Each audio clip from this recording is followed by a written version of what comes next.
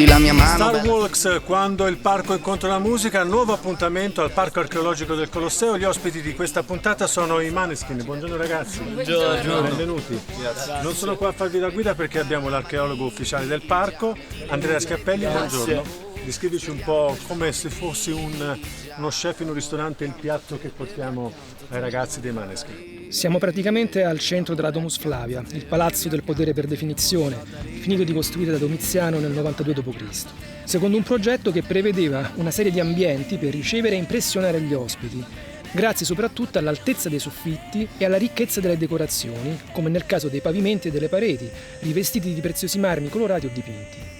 Qui Domiziano, che si definiva Signore e Dio, celebrava la sua superiorità anche in occasione dei banchetti che si organizzavano in sua presenza in questo peristilio e nella sala attigua coperta, chiamata non a caso Cenazio Iovis, la sala da pranzo di Giove, riservata agli ospiti più importanti.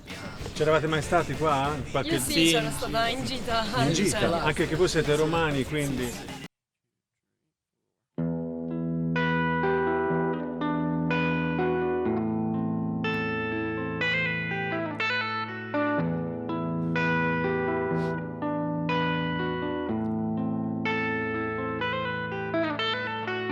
Io c'ho 20 anni, perciò non ti stupire se dal niente faccio drammi. Ho paura di lasciare al mondo soltanto denaro, che il mio nome scompaia tra quelli di tutti gli altri.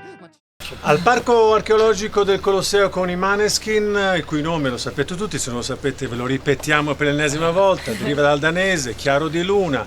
Dal nord Europa arrivarono diversi popoli durante il periodo dell'antica Roma, Andrea, ecco perché ho creato questo link fantastico, neanche un filosofo o un filologo sarebbe stato capace di tanto. Sì, no, è un buon gancio perché si può parlare, per dire due parole, su un periodo di cui si parla anche molto poco durante le visite guidate normali. E ha molto senso farlo proprio qui perché questo palazzo imperiale manterrà il suo fascino e la sua carica evocativa ben oltre la fine dell'impero romano. Provo a riassumere. Allora, dal III secolo d.C.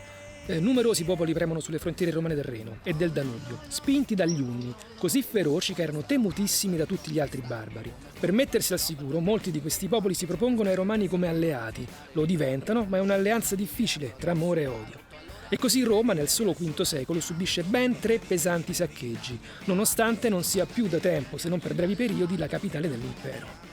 Ma la riduzione in ruderi che vediamo qui intorno non si deve alla sola azione dei barbari, che anzi a volte restaurano i palazzi del Palatino e vi pongono il loro quartier generale. Quindi a un certo punto, intorno all'anno 1000 o qualcosa prima, inizia il riuso, il recupero e lo smantellamento di tutto ciò che è Roma antica, Roma pagana per farla Roma cristiana. A proposito di riuso e recupero, vedendo anche il vostro abbigliamento ragazzi, immagino voi, non voglio affrontare la storia di Roma perché tanto c'è Andrea, ma la storia della musica. Siete un gruppo classico.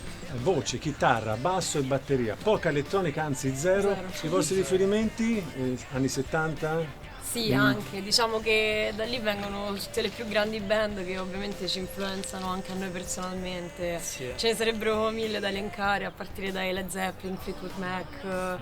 Hendrix stesso, Sì. comunque ognuno di noi ha sempre magari gusti anche differenti, spaziamo molto in generi diversi, però sostanzialmente siamo stati molto influenzati anche nell'ultimo periodo da queste grandi band anni 70 principalmente, quindi lo stesso Hendrix con le sue chitarre molto acide, con i suoi fraseggi anche molto solistici in un certo senso, che danno rilevanza molto a... Rompi anche tu chitarre, dai fuoco sul palco? No, quello Hendrix Per faceva ora questo. ancora no. però Potrebbe succedere. Il prossimo Adriano come frontman invece, scusa ti ho interrotto. Ma sicuramente, essendo parte appunto di una band, dobbiamo tutti quanti anche adattarci e comunque non ho sentito questo bisogno, perché comunque ispirarsi appunto ai frontman degli anni 70 è solo un vantaggio, diciamo le movenze, il carisma appunto che avevano specialmente in quegli anni. Speriamo di riuscire a rubarne il più possibile, però in generale diciamo che non ci affidiamo a una sola ispirazione, ci facciamo ispirare insomma continuamente. Se il look può essere anni 70, comunque abbiamo varie ispirazioni diverse. Di solito le canzoni, io vedendo anche Bohemian Rhapsody, i Queen nascevano da Brian May, delle volte Mercury, altre volte da Taylor. Il vostro momento creativo può essere un giro di chitarra, un giro di basso, un'idea sì. di Damiano? Diciamo che Ci do anche molto Brian May, che in realtà molte sue, cioè molte linee magari le riprendeva addirittura dalla voce di Mercury. Avete vissuto per un periodo sotto lo stesso tetto, un casolare, no? Un buon ritiro Molte volte. creativo. Sì. Penso una Molte volte è successo. Ed è anche frutto, cioè l'ultimo album, il secondo, è frutto di un altro periodo di isolamento creativo. Sì, diciamo che questo periodo è stato molto particolare perché ovviamente durante il lockdown non ci siamo potuti vedere fisicamente, quindi abbiamo dovuto sperimentare anche altri metodi di scrittura dove cercavamo magari ognuno più di fare un lavoro individuale, ognuno da casa propria, magari scrivere riff, e poi quando ci siamo potuti rivedere abbiamo unito tutto ciò che avevamo. E anche precedentemente, quando siamo stati in Inghilterra, a Londra, lì siamo stati influenzati tantissimo dal fatto che c'è proprio una cultura di band e di musica dal vivo, quindi ogni giorno andavamo a 3-4 concerti di piccole band che suonavano lì e erano tutti di un livello altissimo, quindi ci ha davvero ispirato tantissimo, e anche lì siamo riusciti a scrivere molto bene. E sarai pronto per lottare oppure andrai e darai la colpa agli altri, o la colpa sarà tua. Correrai diretto al sole oppure verso il buio. Sarai pronto per lottare, per cercare sempre la libertà e andare un passo più avanti, essere sempre vero, spiegare cos'è il colore a chi vede bianco e nero, e andare un passo più avanti, essere sempre vero, e prometti domani a tutti parlerai di me. Parco archeologico del Colosseo in compagnia dei Maneskin, e la nostra guida Andrea continua a illustrarci le bellezze di questo straordinario parco. Qua ad esempio siamo alla casa di Augusto. Sì, Massimo, siamo in un luogo effettivamente di grandi suggestioni. Siamo nella casa di Augusto, il primo imperatore di Roma. Ben più di una casa, ovviamente, un'abitazione di grande rappresentanza, con spettacolari pareti affrescate, ancora oggi visibili, che di fatto avviò la trasformazione del Palatino da area residenziale dell'aristocrazia romana, con tante villette a schiera come effetto, come aspetto generale, a colle riservato esclusivamente ai grandi e pochi palazzi imperiali e ai luoghi di culto. E Augusto, il primo imperatore di Roma, volle a tutti i costi costruire questa casa in un punto davvero molto speciale per i romani. E come forse avrete intuito scendendo dalla rampa e vedendo quei buchi di palo nel banco di tufo per terra, siamo a pochissimi metri dalle prime capanne dell'età del ferro sul Palatino. Capanne che la tradizione romana e anche gli archeologi hanno messo in relazione con appunto i primi abitanti, e quindi con il primo re, Romolo. A proposito di re, Morirò dal re, il vostro grande successo. Se voi foste stati re per un giorno nell'antica Roma, cosa avreste fatto? O comunque, se foste re oggi, vogliamo fare in passato remoto e presente, come preferite? Scegliete voi la tempistica. Domanda impegnativa. Una legge che bisogna seguire e supportare i Maneskin. Sì. Giusto, questa mi sembra E piace. 20 anni, Tanti singolo. anni di prigione. Certo. No, a parte gli scherzi, delle leggi che tutelino insomma le categorie più deboli e sfortunate e emarginate della nostra società, insomma, e delle leggi che tutelino insomma le minoranze. Diciamo che questi sono i temi che ci stanno più a cuore, a parte gli scherzi. Il vostro tour è stato europeo, il primo, siete andati un po', avete fatto il percorso inverso rispetto agli Unni e i barbari che sono andati a invadere e saccheggiare Roma. Com'è stato l'approccio all'estero dei Maneskin? Beh, è stato molto, molto bello, è stata anche un'esperienza secondo me, perché comunque ci siamo confrontati con un pubblico estero, quindi che magari ci è tornata un po' la rivalsa di cercare di prenderci un po' il pubblico dalla nostra parte, suonando in diverse situazioni, in diversi contesti, in diverse città. Consiglio che dareste a ragazzi che in questo momento stanno facendo il percorso iniziale che vi ha visto protagonisti appunto nel centro di Roma. Cosa fare e cosa assolutamente soprattutto non fare? Se suonate per strada fatevi fare il permesso, perché sennò vi Se no, smontano tutto. esatto. Questa è la prima cosa, no? Durate 5 minuti. Esatto. Sicuramente questo è fondamentale in realtà, perché c'è questo è basilare. Sicuramente di inseguire proprio il proprio sogno con massima determinazione e di non farsi snaturare in nessun caso, di capire qual è cos'è quello che si vuole portare avanti, che genere di musica si vuole fare e poi insistere su quello e non farsi snaturare assolutamente. Anche perché poi ogni strada è diversa, ovviamente. Certo. Noi possiamo dare un consiglio in base alle nostre esperienze, però ogni esperienza è un'esperienza a sé.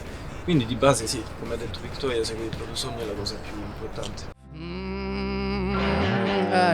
Io c'ho 20 anni e non mi frega un cazzo, c'ho zero da dimostrarvi. Non sono come voi che date l'anima al denaro. Dagli occhi di chi è puro siete soltanto codardi. E andare un passo più avanti, essere sempre vero, spiegare cos'è il colore a chi vede bianco e nero. E andare un passo più avanti, essere sempre vero, e prometti domani a tutti parlerai di me. E anche se ho solo 20 anni dovrò correre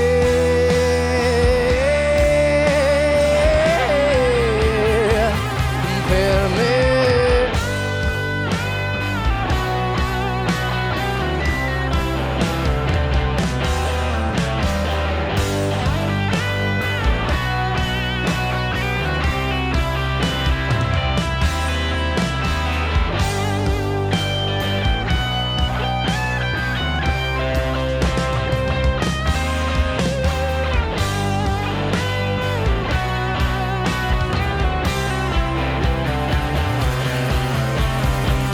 Sarai pronto per lottare oppure andrai e darai la colpa agli altri o la colpa sarà tua. Correrai diretto al sole oppure verso il buio. Sarai pronto per lottare, per cercare sempre la libertà. C'hai 20 anni, ti sto scrivendo adesso prima che sia troppo tardi. E farà male il dubbio di non essere nessuno. Sarai qualcuno se resterai diverso dagli altri. Ma c'hai solo 20 anni.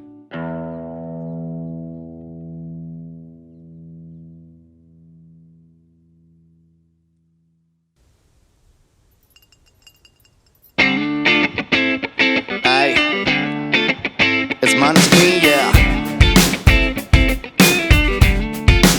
E allora prendi la mia mano, bella signorita. Disegniamo sopra il mondo con una matita. Resteremo appesi al treno solo con le dita. Pronta che non sarà facile, è tutta in salita. Allora prendi tutto quanto, baby, prepara la valigia. Metti le calzare del tacco, splendiamo in questa notte grigia. Amore accanto a te, baby accanto a te, io morirò da re. Amore accanto a te, baby accanto a te, io morirò da re.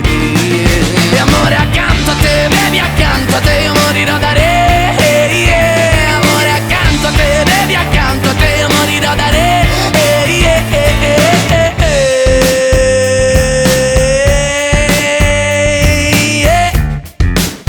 Oh no no no, no no no no. Ed anche quando starò male sarò troppo stanco. Come fuoco avanzerò per prendere tutto quanto ciò che aspetta ed essere pronto ad affrontare il branco. Non voglio tornare indietro, adesso parto. Allora bevi, bevi, bevi, asciuga il pianto. Bevi, bevi, bevi, bevi dal mio piatto. Se tu puoi cadere in piedi anche dall'alto. Se tu puoi cadere